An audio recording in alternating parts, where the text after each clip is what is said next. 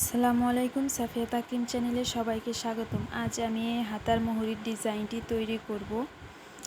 তার জন্য আমি এখন এখানে এক টুকরা কাপড় নিয়েছি এবং কাপড়টার পাশে আমি 2 ইঞ্চি নিয়েছি। এখন এটাকে আমি 2 সাইড দিয়ে একটু একটু করে ভাঁজ দিয়ে, তারপর মাঝখানে একটা ভাঁজ দিয়ে 4 পাট করে একটা ফিতা তৈরি করে নেব।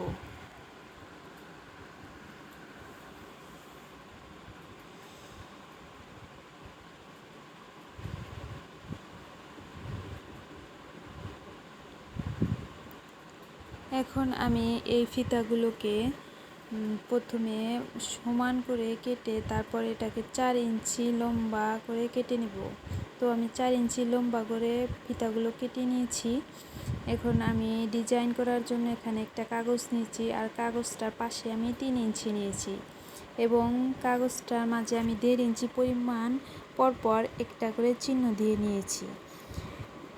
সবগুলো চিহ্নতে 1.5 ইঞ্চি পরিমাণ ফাঁকা ফাঁকা আছে, আর দুপাশে আমি সমান সমান করে চিহ্ন করে নিয়েছি। দুপাশে 1.5 ইঞ্চি পরিমাণ ফাঁকা আছে।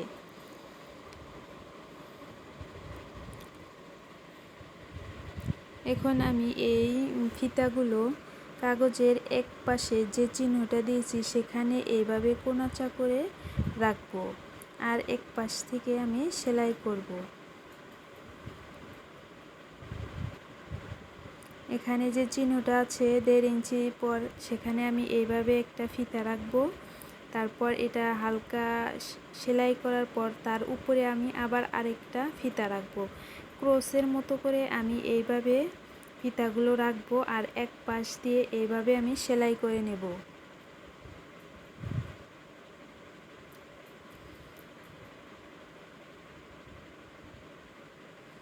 তো আমি এভাবে পুরো লাইন ক্রসের মতো করে সেলাই করে নেব।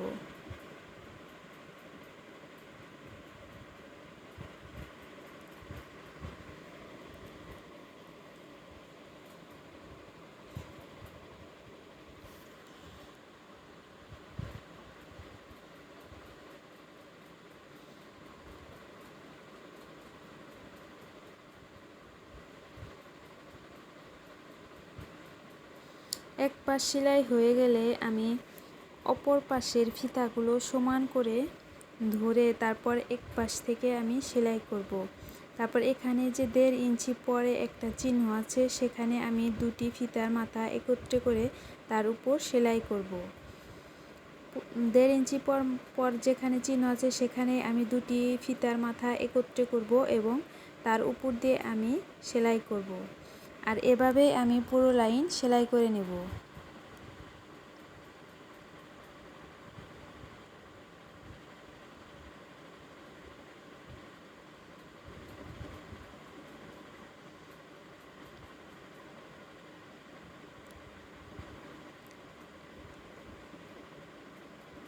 দুই পাশ সেলাই হয়ে গেলে এখন এখানে যে একটু একটু বাড়তি অংশ আছে সেটাকে কেটে সমান করে নেব।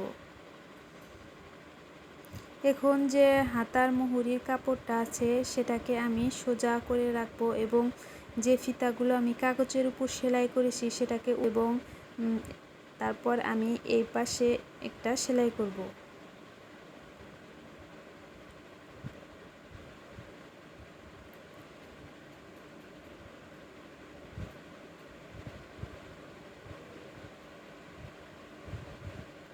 সেলাইটা হয়ে গেলে আমি এটাকে উল্টিয়ে এখন একটা চাপ সেলাই দেব।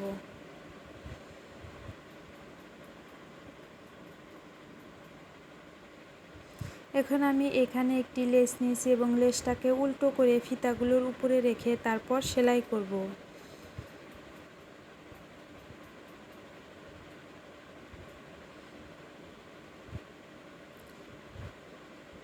সেলাই হয়ে গেলে আমি লেসটাকে উল্টিয়ে আবার এখানেও একটি চাপ সেলাই দেব।